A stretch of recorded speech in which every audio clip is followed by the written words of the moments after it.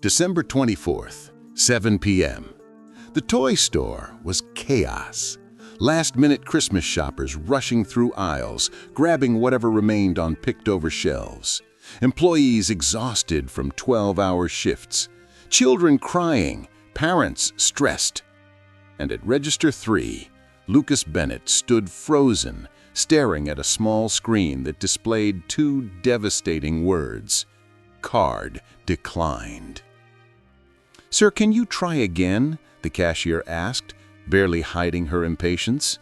Behind Lucas, the line stretched 15 people deep, all of them sighing and checking their phones. Lucas swiped his card again, his hand shaking slightly. He'd checked his account last night. He had $52. The doll cost $47.99. He'd done the math 3 times. Card declined. I don't understand," Lucas whispered, pulling out his phone with fumbling fingers. He opened his banking app while the cashier tapped her nails on the counter. And there it was, an automatic payment he'd forgotten about, the electric bill, withdrawn that morning, $47. His current balance, $8.23. "Sir, there's a line," the cashier said, her tone sharp now. The people in line were getting louder now, annoyed, judgmental. "Come on, man. Some of us actually have money to spend. This is ridiculous." Lucas felt his face burning with shame. He looked at the doll one more time, at Princess Isabella's bright smile and her purple wheelchair that matched Sophie's real one, and set it back on the counter. "I'm sorry," he said to no one in particular. As he walked away from the register, he pulled out his phone to call his sister. "Hey, can you lend me $50? I'll pay you back next Friday, I promise. Sophie's Christmas present." "Never mind. Forget I asked. Merry Christmas." He hung up before his sister could answer, not wanting her to hear him cry. Behind him in line, a woman in an expensive coat watched the entire scene unfold. Her 6-year-old daughter tugged on her sleeve. "Mommy, why is that man sad?" Victoria Ashford looked at her daughter, Emma, then back at the man walking away with slumped shoulders and a broken heart. And something inside her, something she'd buried under years of business deals and board meetings and becoming a self-made millionaire, cracked open. "Stay here with the cart. Don't move." "Where are you going?" "To do something I should have done 10 minutes ago." What happened next would change Lucas Bennett's life forever and remind Victoria Ashford who she used to be. Lucas sat in his car in the parking lot, forehead pressed against the steering wheel. His 2003 Honda Civic was a disaster. Dent in the passenger door from where someone had hit him in a parking lot and driven off, duct tape holding the side mirror, check engine light permanently on because he couldn't afford to fix whatever was wrong. But it ran, most days, and that was enough. Except tonight, sitting in this car while Christmas Eve shoppers loaded their trunks with mountains of presents, Lucas felt like the biggest failure in the world. He thought about Sophie, his brave, beautiful, strong daughter who never complained, who did her physical therapy exercises without being asked, who sang songs while she rolled her wheelchair through their tiny apartment, who still believed in magic and Santa and happy endings. She'd asked for one thing, one single present, and he couldn't give it to her. Lucas's phone buzzed. A text from his sister. "Lucas, I have the money. Come get it. Don't be proud." He stared at the message, tears blurring the screen. His sister was a teacher, single, no kids. She was probably offering money she needed for her own bills. He couldn't take it, couldn't be one more burden on people who'd already carried him for 2 years.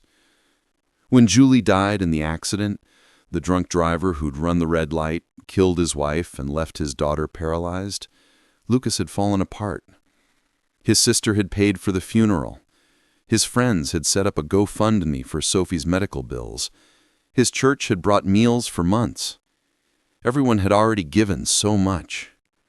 He couldn't ask for more. Lucas typed back, "I'm okay. I'll figure it out.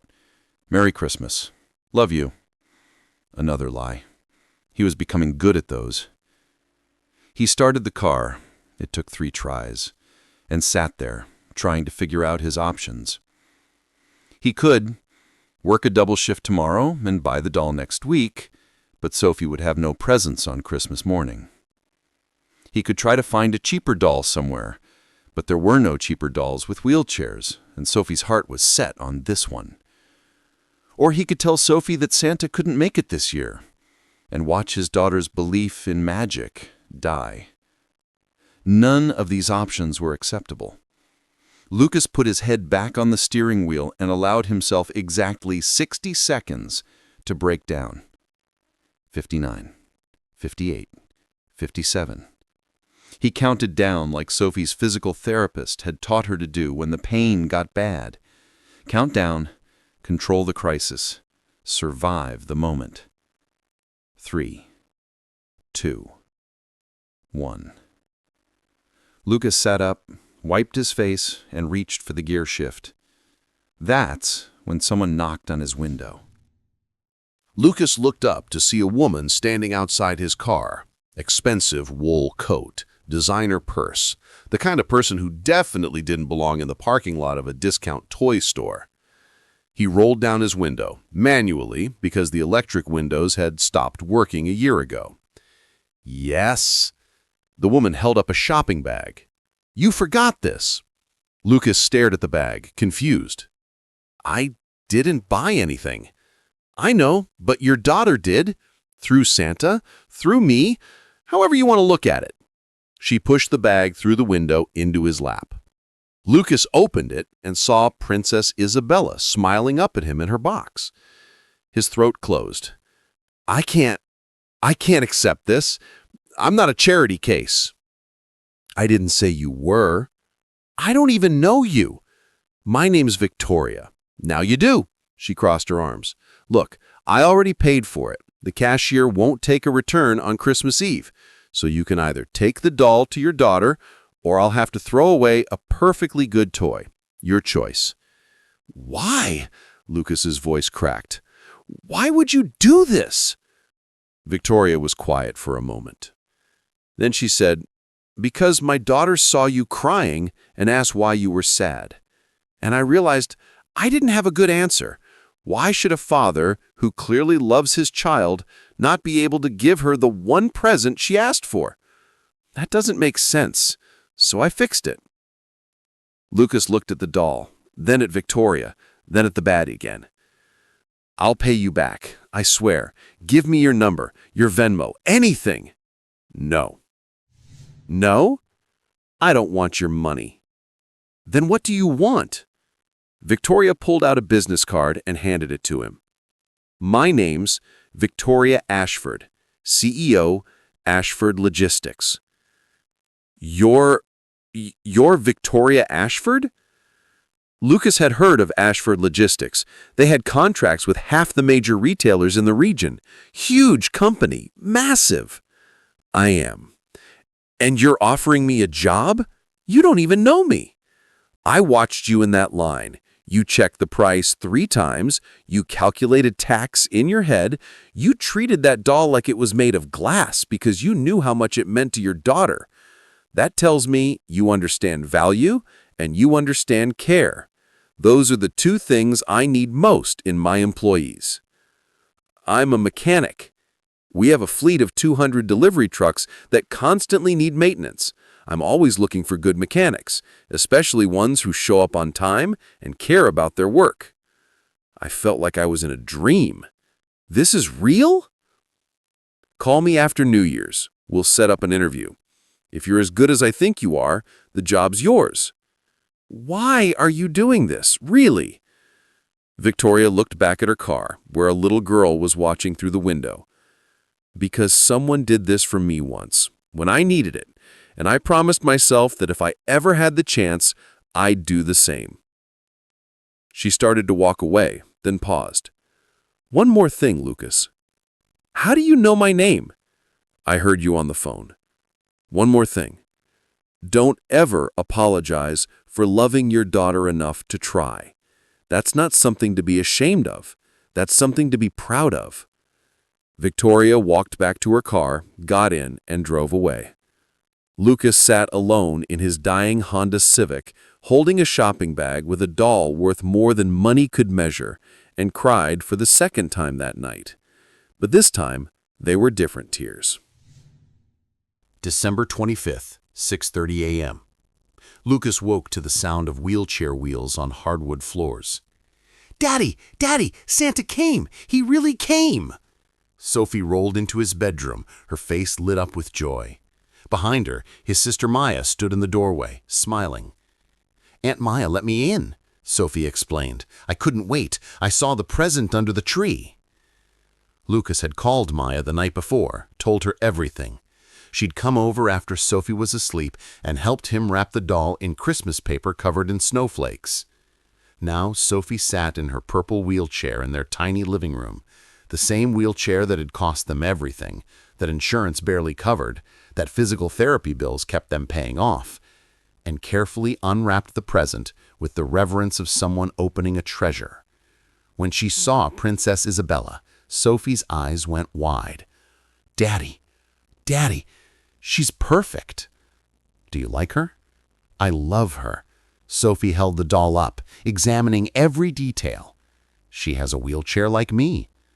And a crown. And look, Daddy, her dress is purple, just like my chair." Lucas knelt beside his daughter. "She's a princess who happens to use a wheelchair. Just like me," Sophie repeated, wonder in her voice.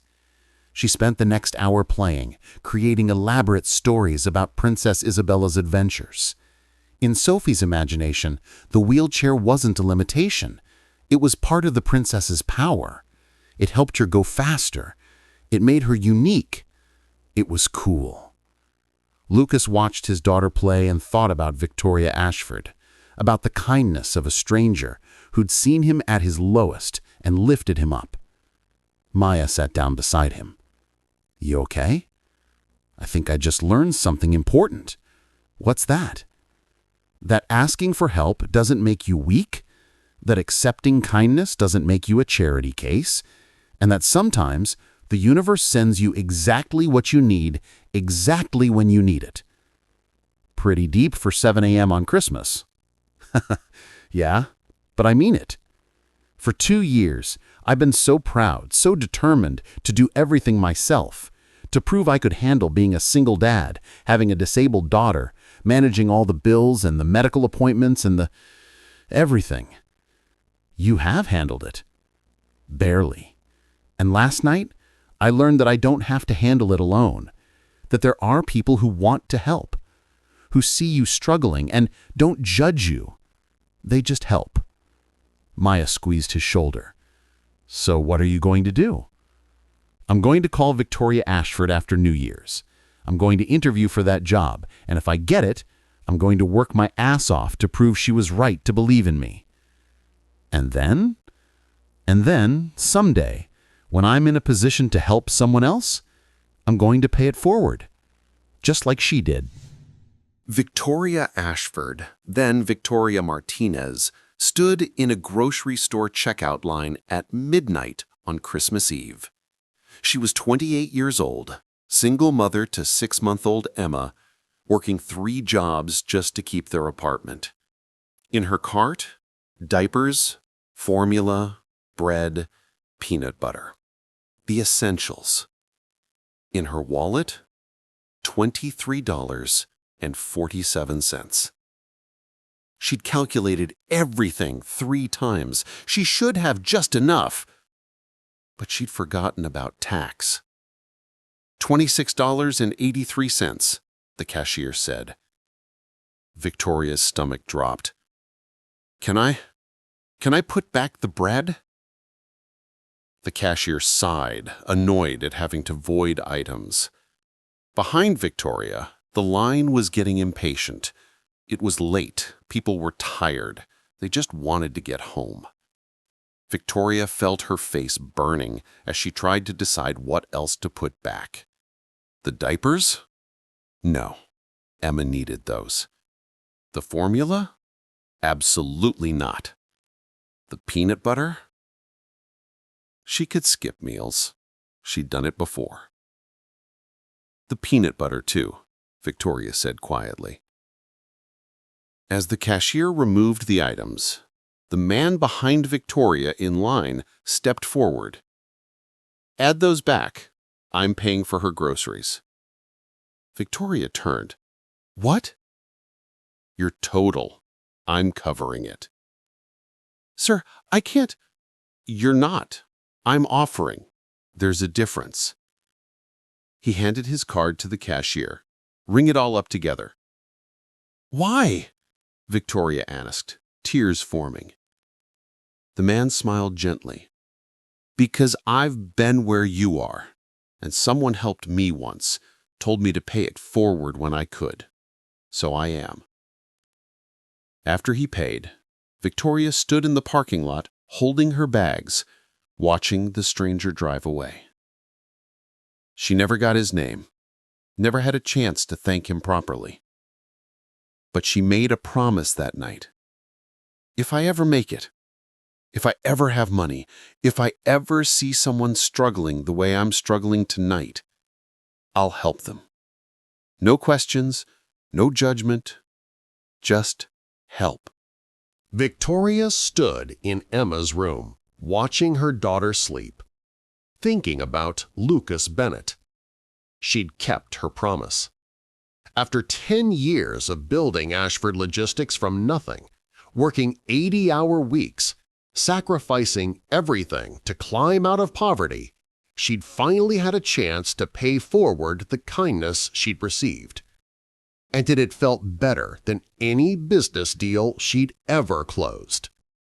Emma stirred in her sleep, hugging a stuffed elephant Victoria had bought her at that same toy store earlier that night. "Mommy?" Emma's voice was sleepy.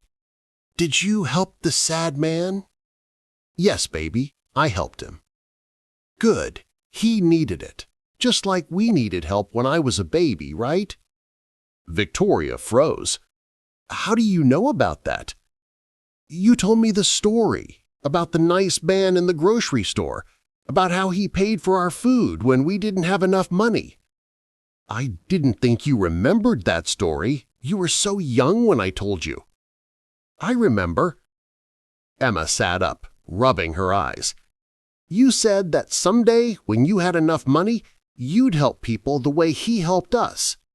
Did you?" "I did." "Does that mean we're paying it forward?" "Yes, sweetheart. That's exactly what it means." Emma smiled. "Good, because that man's little girl should have a happy Christmas. Everyone should." Victoria kissed her daughter's forehead. "You're right. Everyone should." January 3rd. Lucas stood outside Ashford Logistics headquarters, wearing the only suit he owned, bought second-hand for his wife's funeral, and trying not to vomit from nerves. The building was massive, glass and steel, modern, expensive. He almost turned around and left. But then he thought about Sophie playing with Princess Isabella, and Maya's voice saying, "Prove she was right to believe in you," and he walked through the doors. Victoria's assistant led him to a conference room where Victoria sat with two other people, a man in his 50s and a woman in her 30s. "Lucas, this is Thomas, our fleet operations manager, and Jennifer, our HR director. They'll be conducting your interview." "You're not interviewing me?" Lucas asked, surprised. "I don't do favors, Lucas. I offer opportunities. What you do with them is up to you." Victoria stood. "Good luck." For the next 90 minutes, Thomas and Jennifer grilled Lucas on everything: his experience, his certifications, his approach to problem solving, his availability, his long-term goals. Lucas was honest about everything: about being a single dad, about Sophie's medical needs, about needing flexibility for therapy appointments. "Most employers see that as a liability," Thomas said bluntly. "I know, but I'm also the most reliable person you'll ever hire because I need this job. I will show up on time every time. I will work harder than anyone else. I will never call in unless it's a true emergency because I have a daughter counting on me." Jennifer and Thomas exchanged a look. "We'll be in touch," Jennifer said. Lucas drove home certain he'd blown it. He'd been too honest, too needy, too much of a risk. 3 hours later, his phone rang. "Lucas, this is Jennifer from Ashford Logistics. We'd like to offer you the position. Starting salary is $52,000 with full benefits, including health insurance. When can you start?" Lucas had been making $32,000 at his old job with no benefits. Are you serious?" "Completely serious. Thomas said you're exactly what we need. Someone who understands that our trucks are our livelihood. Someone who will treat them with care. I can start Monday." "Perfect. Welcome to Ashford Logistics, Lucas." After he hung up, Lucas sat in his car and cried for the 3rd time in 2 weeks. But these tears were different again. These tears were tears. June 15th. Lucas stood in the Ashford Logistics garage, supervising a team of 5 mechanics. In 6 months, he'd proven himself invaluable. He'd reorganized the entire maintenance system, reducing truck downtime by 40%. He'd trained new mechanics. He'd caught a potential brake failure that could have caused a serious accident. And 3 months ago, Victoria had promoted him to maintenance supervisor with a $15,000 raise. Lucas's life had transformed. He'd moved to a better apartment. Sophie was in private physical therapy now, covered by his new health insurance. They'd taken a weekend trip to the beach, Sophie's first vacation ever. But more than the money, Lucas had found something else at Ashford Logistics. Purpose. Respect, a chance to prove himself. "Lucas?" Victoria appeared in the garage doorway. "Do you have a minute?" "Of course." They walked to her office, and Lucas noticed something different. Photos on her desk that hadn't been there before. Emma at a birthday party. Emma at school. Emma with her friends. "I wanted to thank you," Victoria said. "Thank me? For what? You gave me everything." "You reminded me of something I'd forgotten." Victoria sat down, gesturing for Lucas to do the same. "When I started this company, I did it because I'd been desperate, poor, struggling. I wanted to create a place where people like me, people like you, could work hard and be treated with dignity." She paused. "But somewhere along the way, I forgot that. I became focused on profits and efficiency. I stopped seeing my employees as people with families and struggles. They became numbers on a spreadsheet." "What changed?" "You did. Seeing you in that toy store, desperate to buy your daughter the one thing she wanted, it broke something open in me. It reminded me that everyone has a story. Everyone is fighting battles we can't see. And that the true measure of success isn't how much money you make, it's how many lives you improve." Victoria pulled out a folder. "I'm launching a new program, the Ashford Opportunity Initiative. For every employee we hire, we're partnering with community organizations to find one person who's struggling. Single parents, people re-entering the workforce, immigrants, people with disabilities, and we're giving them jobs. Good jobs, with real benefits and real futures." "That's amazing." "It's because of you. You showed me that one act of kindness can change everything. That seeing someone, really seeing them, matters more than any business strategy I could ever develop." Lucas felt his throat tighten. "I don't know what to say." "Say you'll help me run it. I need someone who understands what it's like to be on the other side. Someone who knows what it means to count pennies and pray your card doesn't decline. Someone who can see potential in people others might overlook." "You want me to run this program?" "Co-direct it with Jennifer from HR, if you're interested." Lucas thought about that night in the toy store, about the shame and desperation, about how one person's kindness had changed his entire life. When do I start? July 4th. Ashford Logistics threw a summer party for employees and their families at a local park. Lucas arrived with Sophie, who wore her favorite purple dress and had Princess Isabella carefully secured in her wheelchair's side bag. Emma spotted them immediately. "Sophie, you came!" The two girls had become fast friends over the past months. Victoria and Lucas had arranged several play dates, and the girls were inseparable. "Can we go on the swings?" Emma asked. "Daddy, can you push us?" Lucas looked at Victoria, who was walking up with 2 plates of barbecue. "Daddy?" Victoria smiled. "Emma started calling you that sometimes, if that's okay. It's more than okay." Lucas pushed both girls on the swings, Sophie in the accessible swing designed for kids with wheelchairs, Emma in the regular one, while they shrieked with joy. Later, while the girls played, Victoria and Lucas sat on a picnic blanket. "Can I ask you something personal?" Victoria said. "Sure." "Do you ever feel guilty about being happy again after everything you lost?" Lucas was quiet for a moment. "Every day. I think about Julie constantly, about how she should be here pushing Sophie on swings, about how this should be our life together. But," he looked at Victoria, "what about you? Do you feel guilty?" "About what?" "About being successful, about having money when you know what it's like to have nothing." "Sometimes.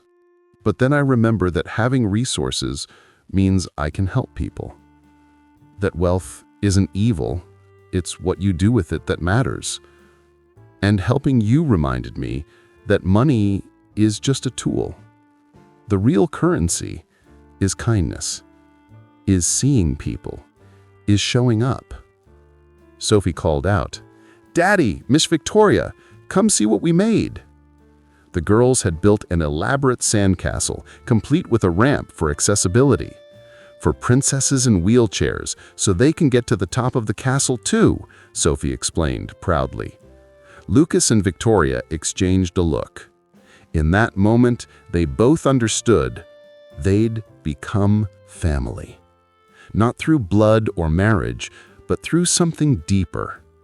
Through kindness offered and accepted, through seeing each other's struggles and choosing to help. Through their daughter's friendship and their shared understanding that the best things in life can't be bought. "You know what?" Victoria said. "I think we should make this a tradition. 4th of July at the park. The 4 of us. Every year? Every year. What do you say?" Lucas looked at Sophie, laughing with Emma, both girls covered in sand and joy. "Yeah," he said. "That sounds perfect." Lucas stood in the same toy store 1 year later. But this time, he wasn't alone. Victoria and Emma were with him, along with Sophie in her wheelchair. "Daddy, can we get toys for the kids?" Sophie asked. "What kids?" "The kids whose parents can't afford Christmas, like us last year." Lucas looked at Victoria, who was smiling. "It was Sophie's idea," Victoria explained. "She wanted to pay it forward." Over the past year, Victoria's Opportunity Initiative had helped 47 families get jobs at Ashford Logistics. 47 people who'd been struggling, who'd been overlooked, who'd needed a chance. And Sophie wanted to make sure their kids had Christmas presents. "How many kids?" Lucas asked his daughter. "All of them. 47 families. That's," Sophie counted on her fingers, "maybe 100 kids? That's a lot of presents. But we can do it, right? You and Miss Victoria together?" Lucas looked at Victoria, who nodded. "We can do it." For the next 2 hours, the 4 of them filled 7 shopping carts with toys, dolls and trucks and games and books. They bought 3 more Princess Isabella dolls with wheelchairs, making sure that kids with disabilities saw themselves represented. At the register, a different cashier rang them up. The total, $8,473. Lucas pulled out his card, the new one with actual money in the account, and swiped it. Approved. He'd never been so proud of a purchase in his life. As they loaded the toys into Victoria's SUV, Lucas noticed a man at the register, card declining, kids crying, stress evident on his face. "Hold on," Lucas said to Victoria. He walked back into the store and approached the man. "Excuse me, let me get that for you." The man looked at him, shocked. "I can't ask you to—" "You're not asking. I'm offering." Lucas handed his card to the cashier. "Ring it all up." "Why?" the man asked, voice breaking. I smiled. "Because someone did this for me once, and she told me to pay it forward when I could. So I am." After the man left with his gifts, tears in his eyes and gratitude in his voice, Victoria put her arm around Lucas. "Proud of you. I learned from the best." Sophie and Emma were waiting by the car, both girls beaming. "Daddy, did you help that man?" "I did." "Good, because that's what Christmas is about, right? Helping people?" "Right." Emma added, "My mommy says that kindness is like a circle. You give it, someone else gives it, and it keeps going forever." "Your mommy's very smart." Victoria ruffled Emma's hair. "She gets it from her dad." Lucas looked at his found family, the woman who'd saved him, the daughter who'd inspired her to do so, and his own brave girl who'd reminded him that asking for help isn't weakness. "Merry Christmas, Victoria." "Merry Christmas, Lucas." And somewhere in that toy store, another parent struggling to make Christmas work watched Lucas pay for a stranger's gifts and thought, maybe there's still good in the world. The circle continued. 1 year ago, Lucas Bennett stood in a toy store, card declined, heartbroken, believing he'd failed as a father. One act of kindness from a stranger changed everything. Not just the gift, not just the job, but something deeper. It changed his belief about what it means to ask for help, about accepting kindness without shame, about the difference between charity and compassion. Victoria Ashford could have walked past Lucas that night, could have minded her own business, could have thought, that's not my problem. But she didn't, because 10 years earlier, someone had shown her the same kindness when she needed it most, and she'd promised to pay it forward. This Christmas, millions of people will face impossible choices. Parents who work 3 jobs but still can't afford presents. Families who have to choose between rent and Christmas dinner. People who feel like they're failing because they can't do it all alone. If you see someone struggling, at a register, in a parking lot, in line at the grocery store, maybe you can be their Victoria. Maybe you can be the person who sees them, who doesn't judge, who just helps. Because that's what the holiday season is really about. Not the amount you spend, or the size of your tree, or the perfection of your celebration. It's about showing up for each other, about recognizing that we all struggle sometimes, about creating circles of kindness that ripple outward, touching lives we may never even know about. Lucas paid for a stranger's gifts because Victoria paid for his. Victoria paid for Lucas's because a stranger paid for hers. And somewhere, that stranger paid for someone else because another person had helped them. The circle continues, growing, expanding, changing lives. You can be part of that circle, today, right now.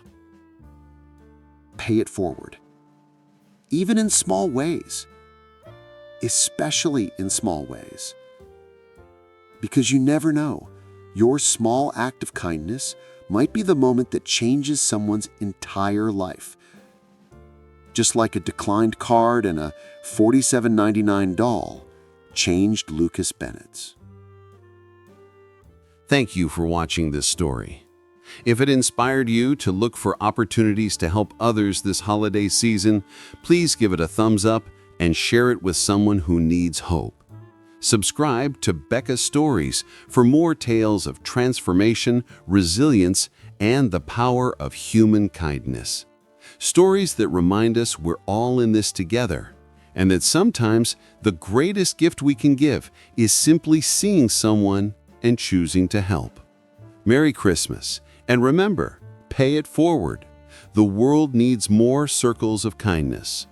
See you in the next story.